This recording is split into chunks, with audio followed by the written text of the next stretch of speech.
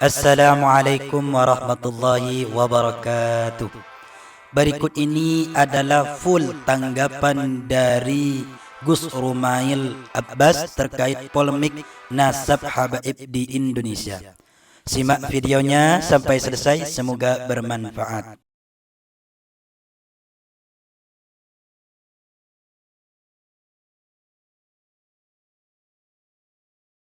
Jika ada debat harus ada wasit yang fair gitu.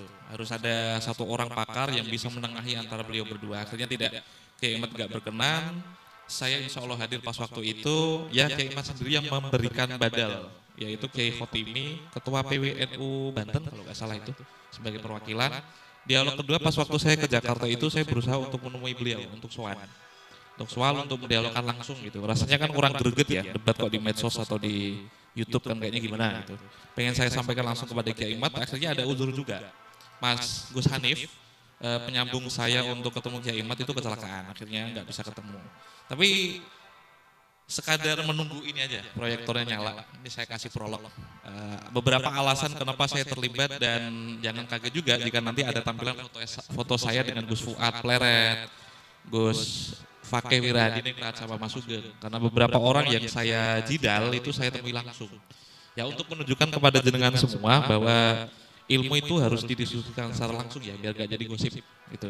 Maka terakhir ketika saya bicara dan agak jengkel dengan Kiai Imad dan Kiai Abdul Rozak, saya bicarakan langsung karena saya belum menemukan satu integritas ilmu. Ketika satu buku bernama Al-Ghuror karya Al-Khirid Ba'alawi memang itu dibedah, ada pemerkosaan dalil lah, ada half truth di sana. Terus saya melihat tidak adanya integritas ilmu, pembicaraan yang seharusnya utuh itu dipotong. Gitu. Apakah ini masih lama proyektornya? Masih lama, oke. Saya pengen mulai dari gini, konten saya yang lalu soal apa yang menjadi rudut saya kepada Kiai Imad itu jenengan sudah bisa lihat di Peminjam Kantor ya. Tapi saya tidak akan mengulangnya itu, tidak akan mengulanginya.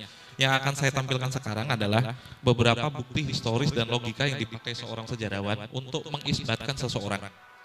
Di problemnya kan memang sederhana. Tadi ada satu nama problematik namanya Ubaidillah atau Abdullah bin Ahmad Al-Muhajir. Konon tidak dicatat selama 550 tahun. Benarkah demikian? Nah, sejak awal banget ketika cekcok ini muncul, saya mengkonfirmasi bahwa minimal 400 tahun atau 300 tahun itu tidak tercatat. Satu orang yang mencatatnya, ya semoga nanti bisa tayang ya. Itu dari Al-Janadi, itu kita beri Asuluk, Fi Tabaqatul Ulama wal Muluk, itu dari ulama dari Yaman. Ada sekitar 10 ulama Yaman dari abad ke-6, 7, 8 yang saya hitung yang mengkonfirmasi adanya Ubaidillah bin Ahmad Al-Muhajir.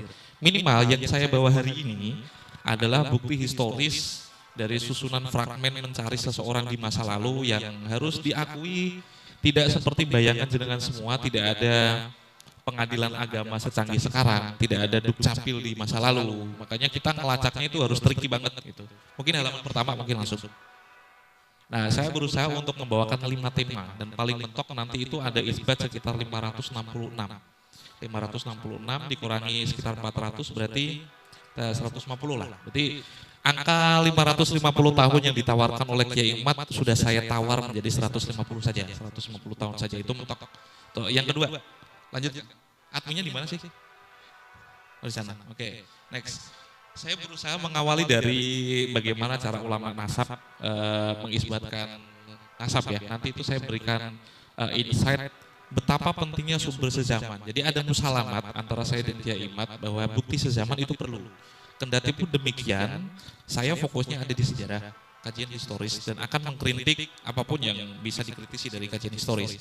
Nah, untuk ulama nasab ternyata memiliki kaidah ilmiahnya sendiri. Mereka memakai kaidah tasamu atau syura istifadoh, bisa dilihat ya.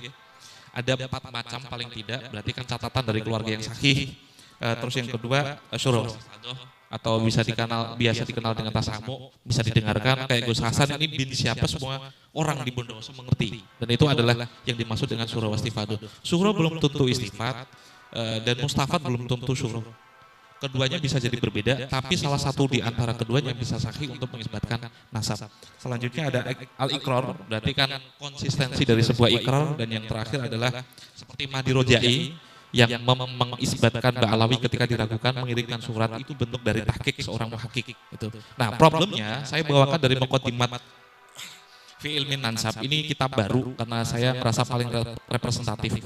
Kenapa ada gugatan seperti Kiai Imat? Gitu. Karena jika surah wastifado itu berlaku sepanjang masa, kenapa orang yang dikenal sebagai anak dari leluhur dari seorang mujtahid mutlak bisa sampai tidak tercatat?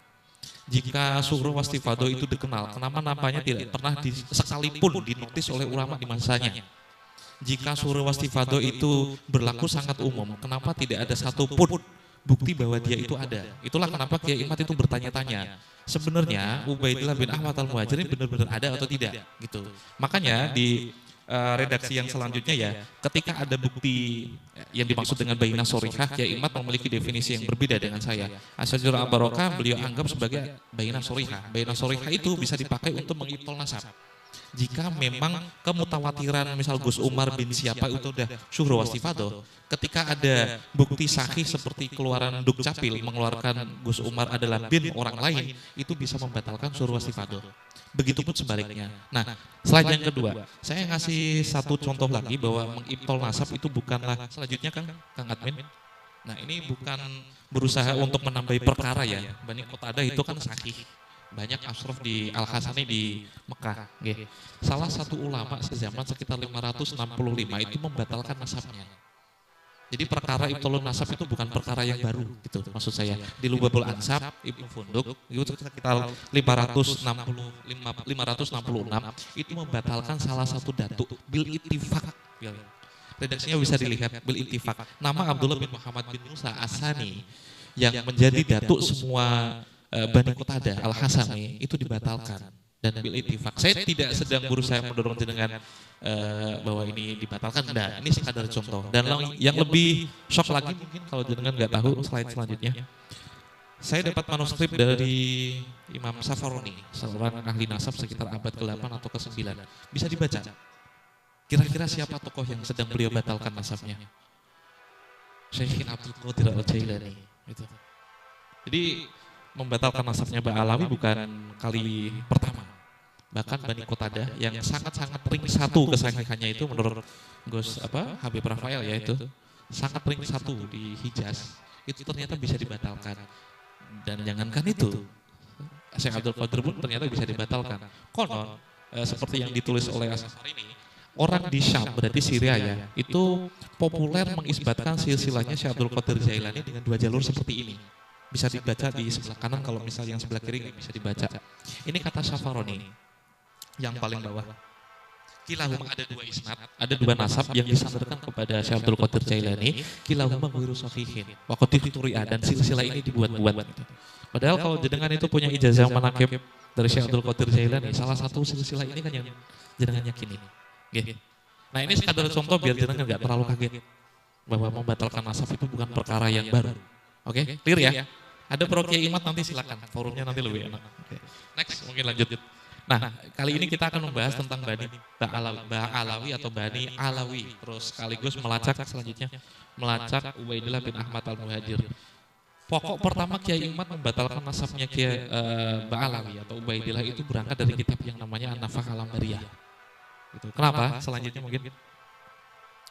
Karena Abu Alawi di kitab itu yang diproduksi sekitar tahun 880 menyebutkan kalau Abu Alawi adalah min nasli Bajadid.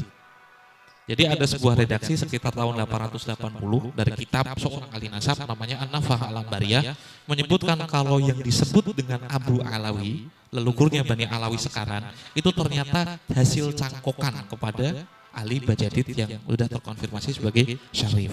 Karena ada redaksi seperti ini. Nah, jika ini langsung dipercaya dan tidak melakukan kritik sumber terlebih dahulu, makanya kita akan memerlukan sumber sezaman untuk mengkonfirmasi. Betul? Kita lanjutkan. Saya memakai Audul Lamik dari As-Sakhawi. Itu sekitar tahun beliau berarti mendapati abad ke-9 dan ke-10 sezaman dengan An-Nafah al-Ambariyah. Ini ada satu redaksi ketika As-Sakhawi menemui seseorang masyayikh dari Hadramaut bernama Abdul Kabir. Abdul Kabir ini datang ke Mekah dan menemui Sakhawi memberikan kabar Dia itu hidup sekitar tahun abad ke-6 dan menemukan sekitar 4 orang Abu Alawi. Salah satunya adalah yang paling bawah, Abdurrahman Asyarif. Abi Bakar ini ayahnya dari Ali As-Sakran, Mu'alliful Burqatul Musiqah. Terus Umar Al-Muqdar, Abi Hasan, itu semuanya disebut dengan Abu Alawi. Nah, ada satu kontradiksi ketika An-Nafaqah Al-Ambariyah mengatakan Abu Alawi adalah anak dari Bajadid.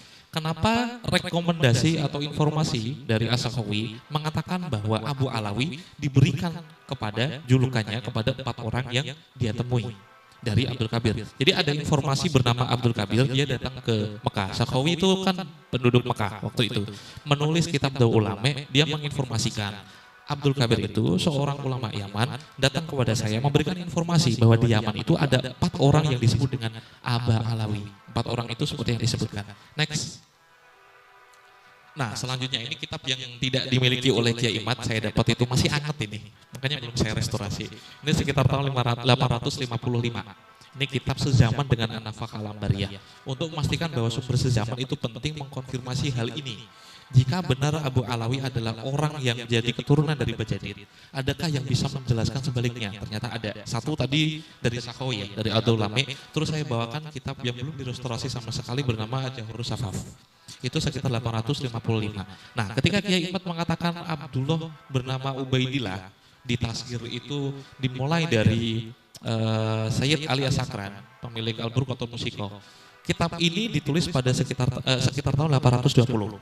Ali As-Sakran itu lahir 818. Jadi ketika kitab ini ditulis, orang yang dianggap Kiai Imad memulai nama Ubaidillah sebagai pencangkokan kepada Bajadid masih berumur 2 tahun.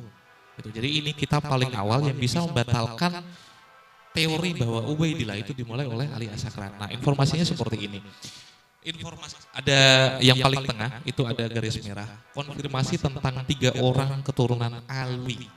Bajadid, berarti Jadid dan juga Basri sama-sama anak dari Ubaidillah. Dan mereka semua adalah keturunan dari Abu Alwi yang tidak lain bernama Ubaidillah itu sendiri. Gitu ya? Oke, next. Bukti keempat, ini berarti As-Suluk fi Tabaqatil Ulama yang wal Muluk, berarti saya sudah mendatangkan 1, 2, 3 kitab. Nanti ada satu terakhir itu ulama yang menangi sezaman dengannya dan setelahnya. As-Suluk itu mengonfirmasi sekitar 9 nama. 9 nama yang menjadi keturunan dari Ubaidillah. Jika Anda melihat hal seperti ini tanpa memperhatikan sebelumnya bahwa surah wastifadoh tahqiq dari seorang muhaqqiq itu tidak bisa, maka dengan nanti seperti Kiai Imad ketika melihat As-Suluk fi Tabaqatil Ulama wal Muluk. Ini kitab sejarah, ini kitab tabaqat. Bisa nggak kitab sejarah itu dipakai untuk mengisbatkan silsilah seseorang? Saya jawab bisa. Kiai Imad tidak. Kenapa? Kita memiliki definisi yang berbeda. Saya meyakini dari As-Suluk fi Tabaqatil Ulama wal Muluk, dia kan murid dari Ibnu Samurah, murid in absentia. Jadi dia mengutip beberapa kitab-kitab sejarah dan saya sangat suka redaksi yang dia pakai. Laulat tarikh la juhilatil ansab wa ma tatiddual bimauti zu'amaiha. Jika tidak ada ilmu tarikh, maka seluruh nama ini, Anda bisa lihat nama-namanya, tidak akan berarti apa-apa. Anda tidak akan mengetahui siapa itu Ahmad Al-Muhajir, siapa itu Ubaidillah, siapa itu yang paling atas ya, siapa itu Ali, siapa itu Muhammad, siapa itu Muhammad lagi, siapa itu Ja'far Shadiq, siapa itu nama-nama ini tidak akan Anda bisa pahami jika Anda tidak memiliki kemampuan untuk ilmu sejarah. Makanya usulnya dari ilmu nasab itu saya meyakini adalah ilmu sejarah. Jika furu, ya kita ngerti ya, furu kan nggak bisa, usul kan nggak bisa berdiri di atas usul. Furu usul nggak bisa berdiri di atas furu. Makanya ilmu nasab itu nggak bisa berdiri jika tidak berdiri di atas ilmu sejarah. Tanpa pengetahuan apapun tentang Ahlul Bait lah, kira-kira nama ini tanpa ilmu sejarah bermakna atau tidak nama-nama ini? Siapa itu Ali? Siapa itu Muhammad? Siapa itu, kelihatan ya? Siapa itu Jadid? Siapa itu Abdullah? Terusannya, siapa itu Ja'far Shadiq? Siapa itu Muhammad Al-Bakir? Al-Bakir itu bermakna apa? Jika tidak memiliki kemampuan tentang sejarah, ini tidak akan berarti apa-apa. Nah, bedanya Kiai Imad dengan saya itu, beliau hanya kolot memakai kitab nasab. Sementara Al-Janadi sendiri itu memakai ilmu sejarah. Dan ini buku tentang Tobaqot sejarah. Nah, bisakah dipakai? Sangat bisa. Karena saya mendapati beberapa kitab nasab seperti Al-Ubaidili memakai kitab-kitab sejarah untuk sebagai landasan. Tanpa kitab sejarah kita tidak akan tahu siapa itu orang yang disematkan dengan Al-Bakir. Kenapa sampai Musa Al-Kazim itu, definisi tentang kisahnya, dia punya anak berapa, mungkin dituliskan dalam kitab nasab. Tapi tanpa ilmu sejarah, nama itu tidak akan bermakna. Nah, untuk membahas dan membalas apakah informasi Abu Alwi tadi adalah anak atau keturunan min nasli Bajadid, benar atau tidak, saya pakai yang paling nomor 3 berarti adalah As-Suluk fi Tabaqatil Ulama wal Muluk. Nah, kitab ini paling tua, lebih tua dari An-Nafakh Al-Lambariyah. Dia menjelaskan secara sharih bahwa Ali adalah Bajadid. Sementara 7 nama dari Ba'alawi adalah saudara yang lain. Next mungkin. Nah, sorry belum saya tandai, tapi yang ini adalah 7 nama dari Ba'alawi. Jadi konfirmasi buku sezaman itu bisa membantah An-Nafakh Al-Lambariyah yang dipakai oleh Kiai Imad. Ketika beliau mengatakan bahwa Ba'alawi di abad ke-9 itu mencangkokkan namanya ke Bajadid. Jadi konon menurut klaimnya Ba'alawi itu Imam Ubaidillah punya anak 3. Yaitu Alwi, Jadid, dan Basri. Dan Kiai Imad mengira dan menuduh juga bahwa Ba'alawi, nama Alwi itu dicangkokkan kepada Jadid. Jadid itu pun hasil dari cangkokan karena muncul baru pada abad ke-8, yaitu dari kitab As-Suluk. Oke, next.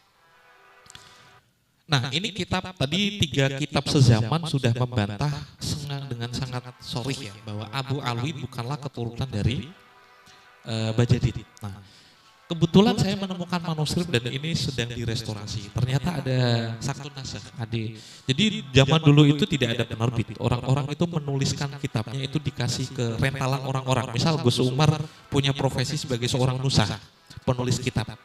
Ya, dia dibayar untuk melakukan itu. Nah, kadangkali yang menasak itu, yang menyalin kitab yang menjadi nusakhnya itu kadangkali keliru menulis. Makanya dalam dunia sumber primer itu sangat penting biar jenengan tahu apa yang dimaksud, apa yang sedang ditulis oleh seorang mu'alif di kitabnya. Kadangkali kita tidak menemukan kebenarannya hanya lewat kitab versi modern.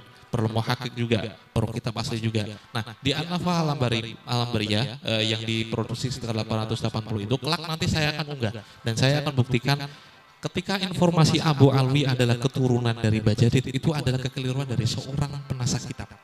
Jadi seorang pegawai yang menulis kitab itu loh, terus dikasihkan ke orang-orang. Kalau sekarang kan main enak ya, fotokopi, bisa dicetak 1000 eksemplar udah jadi. Dulu itu enggak, biasanya kitab ini ditulis oleh seseorang, dibayar, diberikan kepada orang lain, diberikan kepada orang lain, diberikan kepada orang lain. Di belakang sampulnya dikasihkan isnad. Saya mendapatkan ijazah kitab ini dari si Fulan, Kiai Fulan dari ini tahun ini. Nah, dari sanalah saya bisa menemukan Bajadid dan Ba'alawi dari bukti-bukti material. Kita lanjutkan ini sebelumnya. Ini bukti yang setelah dari An-Nafakh Al-Lambariyah. Bukti yang sangat faktual. Dia sangat sezaman dengan An-Nafakh Al-Lambariyah, tapi dia membuktikan bahwa Ba'alawi yang paling merah yang paling bawah. Bani Abbad, Abu Abbad atau di Hadramaut bisa disebut dengan Ba Abbad itu ternyata punya kekerabatan dengan beberapa Bani Ba'alawi. Makanya saya tuh menemukan bukti historisnya ternyata bukan di Yaman ya. Ternyata di Oman. Solalah berarti Kesultanan Oman sekarang. Nah, salah satu petunjuknya adalah ketika saya mencari siapa yang bernama Ba Abbad ini. Ternyata mereka berketurunan sampai sekarang, menceritakan kisahnya, menceritakan hubungan kekerabatan dengan Mbak Alawi ketika di masa lalu. Dan dari sini udah ada konfirmasi kalau Aba Alwi bukanlah orang lain kecuali dia itu julukan bagi keturunan Ubaidillah. Dan Aba Alwi itu adalah kunyah yang diberikan kepada Ubaidillah bin Ahmad Al-Muhajir. Jadi sudah ada kitab 3 sezaman dan lebih tua dari An-Nafakh Al-Lambariyah dan yang sezaman. Satu kitab sezaman dengan An-Nafakh Al-Lambariyah yang bisa membatalkan klaim bahwa Aba Alwi mencangkokkan nasabnya kepada Bajadid. Oke, next. Terus ini saya presentasinya sedikit kok. Habis ini kita langsung dialog. Ini konfirmasi historis yang saya dapatkan dari bukti-bukti isnad. Next. Kebetulan saya temukan ini dari Oman. Teman saya Abu Umar itu yang merestorasi. Saya dapat nama itu dari yang paling bawah, yang tulisannya nggak bisa dibaca itu. Ini bukti bahwa Bajadid itu mendapatkan isnad kitab Sunan Turmuzi dari Imam Al-Harawi yang paling kanan. Jadi Muhammad Bajadid itu anaknya Ali Bajadid. Itu pada tahun 500 653 mendapatkan isnad dari Hasan bin Rasyid. Hasan bin Rasyid dari Ali Bajadid. Ali Bajadid ini mendapatkan isnad dari Muhammad bin Abdullah Al-Harawi tahun 591. Jadi sekitar hampir 150 tahun lah. Yang awalnya 550 tahun, saya tawar menjadi 150 tahun lewat isnad ini. Next. Sedikit lagi selesai. Next lagi mungkin. Oke, ini isnad untuk Ba'alawi. Gak ada habaib di sini ya. Kebetulan gak ada habaib ya. Oke. Sayangnya gak bisa di zoom. Ini kitab yang paling atas ini. Sana, Salasin, Wasitimi'ah. Berarti sekitar tahun 690. Bisa di zoom gak sih? Gak bisa ya. Jadi, sip. Tolong di bold mungkin. Ini bentuk isnad seseorang di masa lalu. Jadi setelah saya belajar tentang manuskrip sekarang, akhirnya saya sangat menghormati kesarjanaan itu. Jadi ilmu yang sampai kepada kita ternyata melewati pundak-pundak seorang intelektual seperti ini. Jadi yang paling atas itu Sami Ajami Ahadal Majlat Ar-Rabi'ah, berarti kitab As-Sunan Turmudi. Ada seseorang mengkhatamkan kitab ini kepada seorang kiai. Fokuskan kepada tahunnya ya. Dia mengijazahkan, dia mendapat ijazah itu sekitar 697. Di bawahnya itu ada silsilah dari isnad. Sunan Turmudi yang sampai kepada saya ternyata isnadnya dari abah saya, dari sini, dari Mbah Mun, dari Mbah Zubair, dari sini. Seperti inilah yang dituliskan ulama di masa lalu. Dan dari sini saya temukan nama Asyarif Al-Alama Abi Abdillah Muhammad bin Abdurrahman bin Alwi bin Muhammad Al-Faqihil Muqaddam. Ba'alawi dituliskan di sini salah satu cucunya dari Faqihil Muqaddam. Cucu dari Ali Khalid Qosam ternyata belajar Sunan Tirmidzi dari seseorang di masa lalu menjadi mujis yang ketiga. Dan ini manuskrip sebuah isnad tahun 697. Kira-kira dapat di tahun berapa? Nah, ini bisa dikonfirmasi lewat sumber sezaman. Dengan cara ini, ketika saya komparasi dengan Al-Muqibun karya Mahdi Rojai, tepat disinilah saya bisa menemukan ini loh, cucunya Faqihil Muqaddam ternyata mendapatkan isnad Sunan Tirmidzi dari seorang kiai. Ini yang saya maksud dengan bukti material. Next, ini yang paling terakhir kayaknya. Dan ini yang paling unik ini. Waktu terakhir, yang Masjid Alawi. Setelah ini mungkin.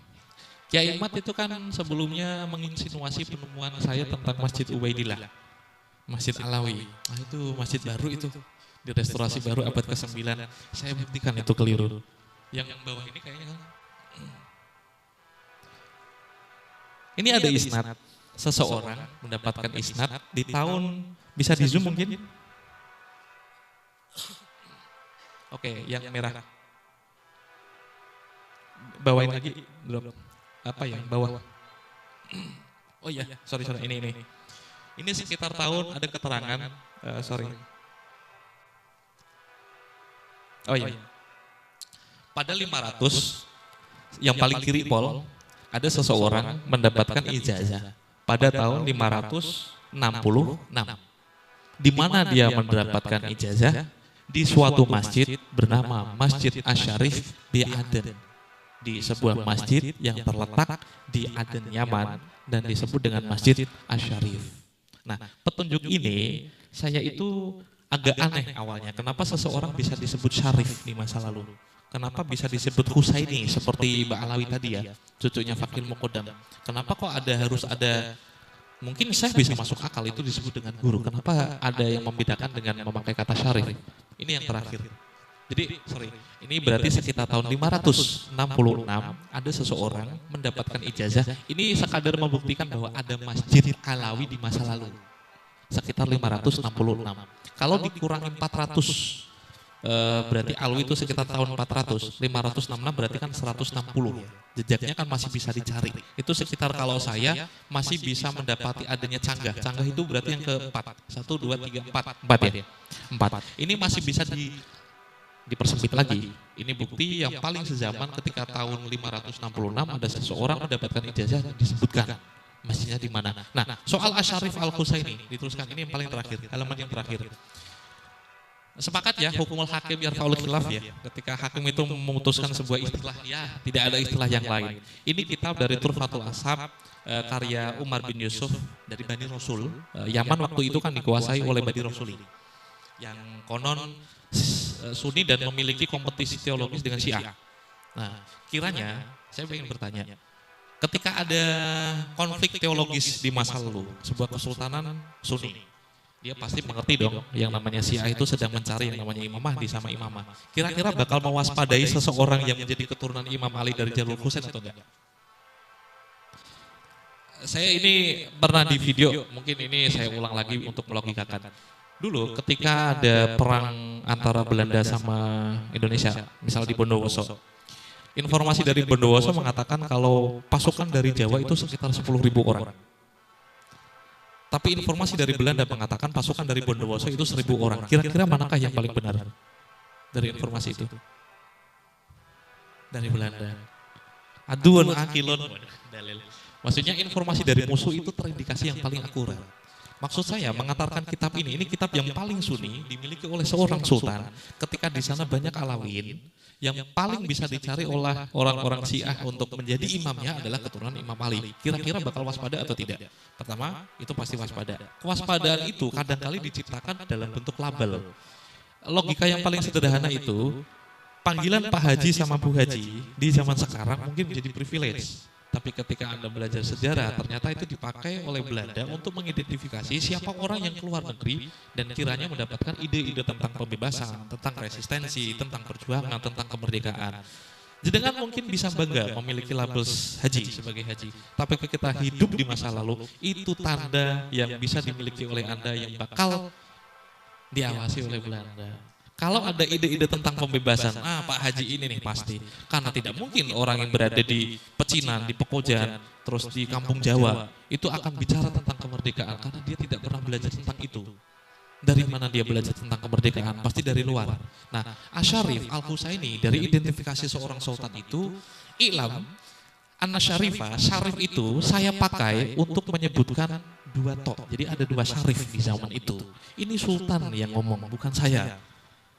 Kalau dengar kata Raden itu pasti dipakai untuk kesultanan. Pokoknya keraton lah ya, keraton. Tadi di belakang ada Raden itu berarti gelar atribusi untuk keturunan ningrat di Jawa. Asyarif ini dipakai di dinasti Rasuli untuk mengidentifikasi dua hal saja. Keturunan Khalifah Ali dari istrinya Siti Fatimah itu disebut syarif. Ketika jalur dari Sayyid Hasan Al-Hasani, ketika dari jalur Husain disebut Husaini. Kenapa ini tidak pernah dipikirkan oleh seseorang yang mau meneliti isbat nasab dari sudut pandang historis? Padahal ini semua kan petunjuk gitu. Seorang sejarawan atau detektif itu tidak akan meninggalkan dan tidak akan melupakan hal ini. Ternyata ada Masjid Asyarif B. Aden, itu ternyata bisa dilacak. Waktu itu yang disebut syarif adalah seperti ini. Jadi ini adalah konfirmasi bukti historis yang paling mentok ketika Kiai Imad mengatakan 550 tahun, sudah saya tawar menjadi 150 tahun. Terima kasih, cukup sekian dari saya. Assalamualaikum warahmatullahi wabarakatuh. Demikianlah kita dengarkan bersama-sama penjelasan dari Gus Romail Abbas. Semoga bermanfaat. Amin ya rabbal alamin. Sekian video kali ini. Wassalamualaikum warahmatullahi wabarakatuh.